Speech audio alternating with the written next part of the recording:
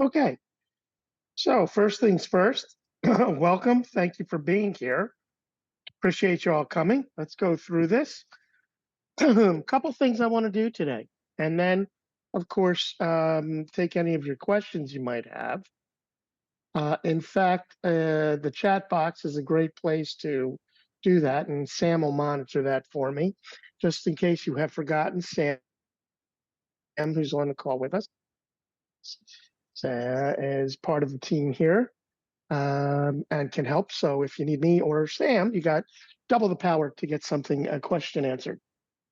First, I'd like to do is start with things we are working on for a hopeful release by the end of the year. I'm not going to, don't hold me to the end of the year, but it's hopeful. Number one, taxes. Right now, we are using IRS 2023 tax tables, tax brackets, standard deduction. What the plan is to give you control of that. Now, I think this one will come next year, in which instead of using those tax brackets, and by the way, they increase by 1.15% a year, but you being able to put in what you want to use. So in other words, you know what?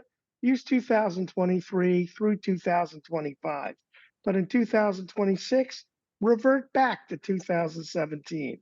And then in the year 2030, I want you to do XYZ.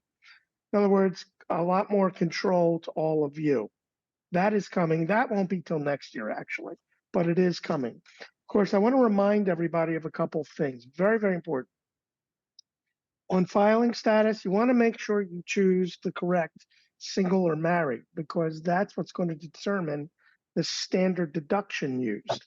So if you put single and they're married, the calculation is going to be off and you don't know it, because it's using the single standard deduction versus the married standard deduction. All right, savings investments. If you ever have to choose other, if you have multiple assets of any kind, you can have a lot of others there. And it could be like, what is that one again? We're going to be adding a free form so you can type in what it is. So this way you and or the client can know exactly what that specific asset is, just so you know. We will also be adding joint and trust as the owner, because sometimes things are joint and or a trust. All right. Incomes, same thing. With other, you will be able to put other, and you'll be able to label what it is. Can the other be renamed? No, I don't want to rename it. Good question, Tim, but because there are so many things it could be that I would have to add several fields. It's easier to keep it other and freeform what it is than to have to add so many other fields, because you still would have to have an other and a freeform to name what it is anyway. So we're just going to go with that for now. We might add other things, no pun intended. We might add, wink, wink, nod, nod, other things, but for now, that's the direction we're going. Thank you. Scott, maybe we're saying the same thing. You know, on an Excel tab, you can click on the tab and name it something different. That's what I meant. Is that what, can you do that, or no? Just leave it other. You can name, basically, there, like here, there are four things: payroll, social security, pension, and other. All righty. So when you choose other, you'll be able to freeform what it is. By freeform, what do you mean? Yes. All righty. Are we thinking of adding things like, I don't know, rental income or whatever it might be? Yes, some of those might be coming, but ultimately we're still going to have an other. On all of these, we're still going to have an other, because there's always something, and people want to be able to say, all right, what is that other? So freeform, like annuity or whatever it might be. Goals are going to pretty much stay the same. However, we're going to be adding a free form to the amount in such a way. So in other words, let's say all of you've been through my training know how I get really excited about talking about spending money. Well, you might spend money and have several different things. You can have one thing at 25,000, another thing at 50. Well, we will be putting something in there so you can type what it is, so you can keep track of it. This way you don't go to the client, yeah, I've got 25,000 of spending. I just have no idea what you're spending it on. So, I mean, if it's one thing, that's easy. If it's several things, we're going to add some way of putting it in there. All right. Now, I'm going to hit save real quick. Calculate real quick again. Let's go into future adjustments. Sam, you wanted to, I'm going to delete that. You wanted to talk about, and I'll give control, Sam. Hold on a second. Why don't you walk me through, Sam? You wanted to talk, Sam, you still there? Yeah, I'm still here. Why don't you walk me through what you wanted to tell everybody about adding insurance? Okay. Yeah, so for insurance, you know, you don't have to add an FIA. If the client, let's say you have a client who's 49, 50, they have no long-term care insurance, maybe they have kids, they want to leave a legacy, whatever it may be, and an IUL may be a better route, you can definitely do that. And it's you know, pretty similar to an FIA, but it's an insurance policy, it's a life insurance policy, you know, for the death benefit. And how you add that is you go to future adjustments where Scott already is. You go down to add insurance and you click that blue plus button. And then like before, you click the client spouse and then you have the insurance type. Now you could use just like a volatility buffer or a guaranteed income. The difference in is same as an FIA. If you choose a volatility buffer, it's only going to pull from this the cash value following down years in the market. So if the market goes up for the year, it won't touch this. But if it goes down, just like a volatility buffer, it's going to pull from it. If you want guaranteed income, it changes a little bit, and we'll get into that. But let's start with the volatility buffer. So you put in the account to transfer, just like the FIA, and you put in the transfer amount and over how many years. So if you want to transfer, let's say it's a 10 pay and it's a $100,000 premium or whatever, 12,500 in this case, Scott, it transfers that every year, correct? The transfer Correct, for amount? 10 years. Gotcha. So Yeah. So that's the premium. That's the number of years to pay it. so you put those two things in, and then down below you have, you know, the cash value return of the actual policy. And a good rule of thumb we like to use for insurance, you know, the illustration you go off of is take the illustration number and subtract 1 to 2% for fees and expenses, and just to be more conservative. Death benefit amount, pretty straightforward. And then Mm. the death benefit return. May I ask, what is this? Well, with any life insurance policy or IULs, you can have a stable death benefit or increasing. So if it's increasing, you would just put this here.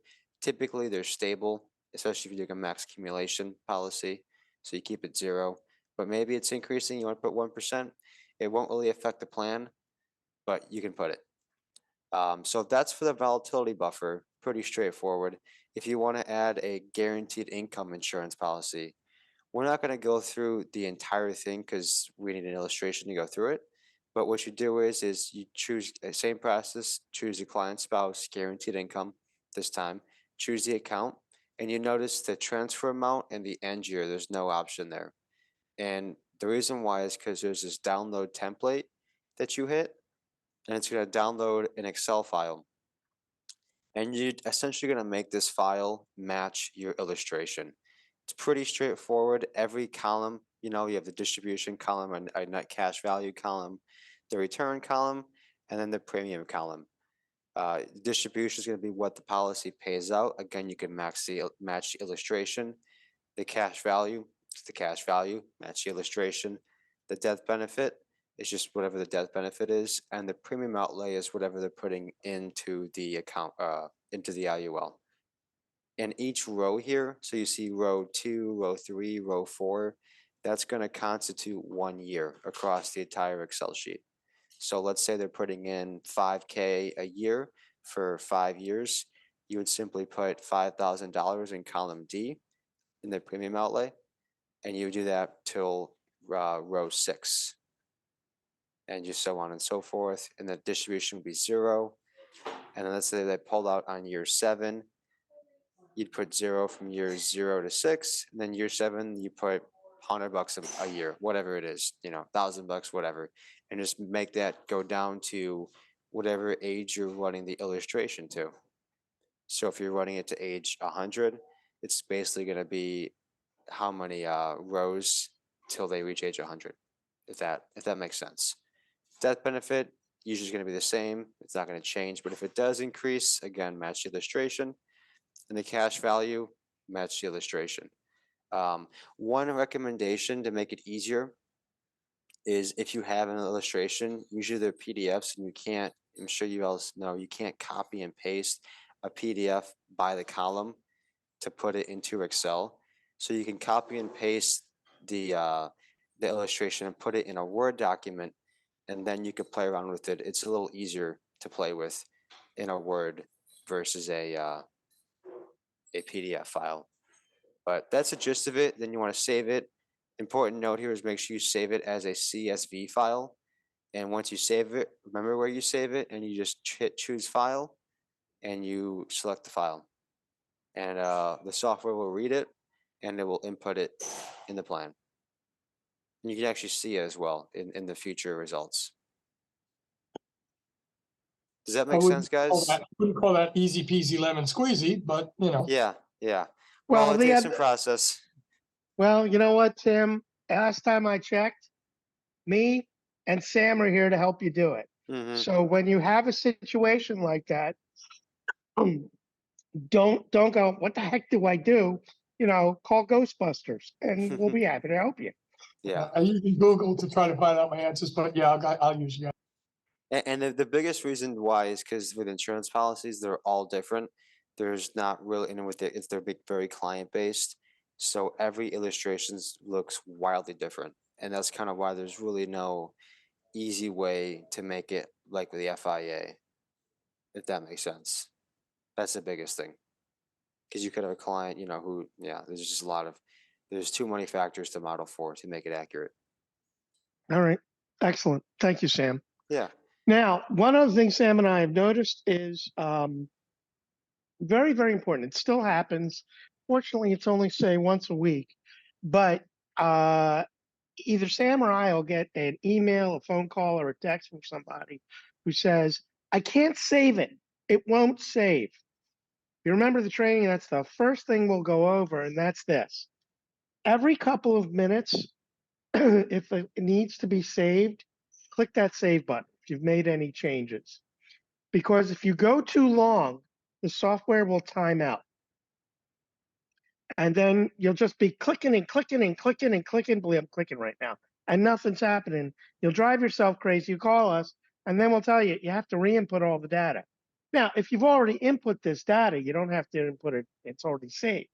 But if you're starting a new plan and putting the information in, and you decide, hey, I'm gonna go down there and I'm gonna just put it all in and then save it, you're asking for trouble. Just get in the good habit every 2, 3, 4 minutes, saving your progress.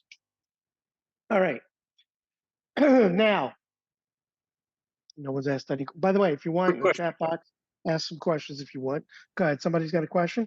Yeah, I got a quick question. If you can walk me through. So when on the insurance, if you're going to transfer the 600 grand, but the total only comes out to that, if we did the 5 years to 62.5, how does that play into, where does the remainder of that 600 go? Okay. You're not transferring the 600 in this case, Matthew, excuse me. What you're saying in anything you're doing, when you see account to transfer, you're telling the software, where am I taking the money from? So here you're saying, hey, I'm taking the money from this account, and then transfer amount is how much am I taking? So we're going to use this one. It's got 600,000, but I'm only taking 12,500 a year for 10 years for a total of 125,000. Perfect. Up here, Makes sense. got it. Good. All right.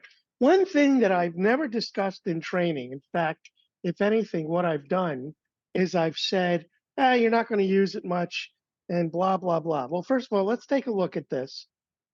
I'm going to calculate it. And this should look familiar to you. Sorry, all of a sudden I'm verklempt. All right, I'm going to hit plan results. And, you'll see this where it's, 75 to 94. That looks great. But a lot of you may have situations where I'm going to hit the back button, where in this case, you can recall possibly in the training where I said they're spending 5,000 now, but in retirement, they want to spend 8,500. You're going to run into those situations where people say, I'm spending 5,000 now and I don't want to spend anymore. No, 5,000 is good in retirement too. So I'm going to take this out. And you've come and said, well, gee, what happens? I mean, if it's 8,500 and it's 75 to 94, I can clearly make an argument. But if it's just that 5,000, it's going to be 100%. And wait for it. And it's 100% on both sides. Why should I do that? And in this case, you can say, well, look, it is 100%. So you got a good problem. Nothing's going to you're going to make it to age. I think we ran it to 100. But if we make the changes that I'm suggesting over the course of time, you'll have more money and you'll spend less in tax. Last time I checked, everybody likes more money, except Tim. But other than that, everybody likes more money. And here's the thing. In 20 years from now, it's saying it'll have 1.2 million more. Even if that's off by half, that's still 600,000 more dollars. Even if 106,000 less in taxes is off by half, that's still, even 3/4. That's still 25,000 less in taxes they would pay. Why would somebody, last time I checked as well, there are very few people that want to pay more tax. So that's what you could say to somebody in which, and remember what I've told you, you are asking them to not spend more money. Remember that? They are not spending more money to do this, but they'll have more money. So Robert, Mr. Goldberg, I'm asking you not to spend more money so you'll have more money. How do you feel about that? You're muted. You're cursing. That's terrible. How could you curse on something like this? My goodness gracious. Terrific. It's good to see you, by the way. Yeah. Okay. Now, let me go back a second, and let me go down to additional future goals, which I have not really spent a lot of time with. And when I say I haven't spent a lot of time with it, I've spent no time with it. What exactly is additional future goals? How does it work? Well, let's say I'm going to add a goal. Now, everybody should know this. I will be very disappointed and upset if you do not. Goals is equal to what, everybody? Spending. Total spending. Everybody should be nodding their head. That's income, right. Yes. Scott? What's that? It's income? Right? Sam, I'm going to be luckier in the next room. He thinks he's funny. That's what's nice. I'll do the jokes. Okay, Sam, calm down. All right, so we're going to add an additional future goal. Let me show you what it'll be. Let's add $1,000 a month of spending because a goal is spending. But we're saying let's add an additional future goal and let's start it next year and let's take it through for 30 years. I'm going to save, calculate, click OK. Then I'm going to go to plan results and let's see what we got. Well, guess what? It's showing still 100%, but an additional future goal will only impact the future side. Somebody's recording me. Uh-oh. I better watch what I say. Welcome, John, by the way. I thought you were here before. I guess you kind of had to get off. Anyway, additional future goal will only impact the future side. But when especially you have a case where it's 100, 100, what you can do is say, all right, over here we're spending 5,000 a month. Now, but here, let me show you what happens if I spend an extra 1,000 a month. It's still 100. You still have more money and pay less tax. You just have to remember it's not really fair. It's only impacting this. It's not impacting this. but it's a great way to show that if somebody, hey, look, if you want to spend 1,000 more, here's what'll happen. You'll still be at 100. You'll still have more money. You'll still pay less tax. Just not as much because you're spending that extra $1,000 a month. That's how you would use additional future goals. What I suggest is try it. And if it doesn't seem to be working, call Sam or myself, reach out so we can help you tweak it. But that's how that would work. Additional future goals. Oh, yes. For the future, speaking of the future, I'm going to take it out. Here's what is coming. Now, I'm hoping it's by the end of the year, which is getting a lot sooner. By the way, Merry Christmas, everybody. You know, it's October 5th. I mean, before long, and by the way, when I say Merry Christmas, I mean 2024, just in case I miss it. Crazy, right?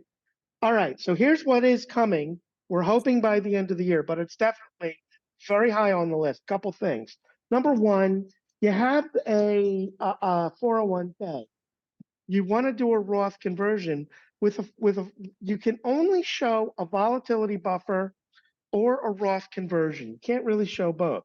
What's coming is you will be able to say, all right, on this 401k, I'm going to convert it to a Roth, but in that Roth, I'm going to make it a volatility buffer. So if you have somebody who has two assets and the majority is in, say, a 403b or 401k, and you feel, you know, converting it is important, you'll be able to convert it and show a volatility buffer at the same time. Subsequently, for the volatility buffer and the 401k or the Roth conversion, you'll be able to show future years. Right now, it's saying that, hey, I'm going to convert that 401k. I'm going to do it over 7 years, but it starts this year. What's coming is you'll be able to say, I'm going to convert that 401k. I'm going to do it over 7 years, but I'm not starting that conversion for 3 years or whatever the amount of time is. Subsequently, for a volatility buffer, I'm going to do a volatility buffer, but I'm not going to have the money come over till 2026 or whatever the year would be. After all, if you're working with somebody who's 50 years old and they've got a 401k, you can't touch it. It's MC Hammer. Can't touch this. But in the future, you'll be able to show them and model, hey, when you retire at 65, we'll do the Roth conversion then. What will it look like? Or we'll do the Roth conversion and use a volatility buffer. What will it look like? You can't do that right now. You can model it, but you're modeling it in today's dollars. So that is coming. What's also coming is, you know, life insurance. Right now, you have to choose an asset as to where the money is coming from. Well, what if most people pay a premium from their checking account? It's not really from their assets or from their excess income during the year. What's coming is you'll be able to say, have it come out of their income that they make during the year to pay whatever the premium is. Sam, did I miss anything? I don't think so. You Neither covered do it I. all. I'll probably remember it just when the call is over. Does anybody have any questions? Something they'd like to ask? All right. Well, October is a quick call. Anyway, if you have any questions, you can always email them. We'll be happy to answer it. We do this once a month. Again, it's designed specifically to just kind of show you what is coming. Though sometimes you'll hear the same thing next month, but it's as a reminder. And eventually we will have these things phase in.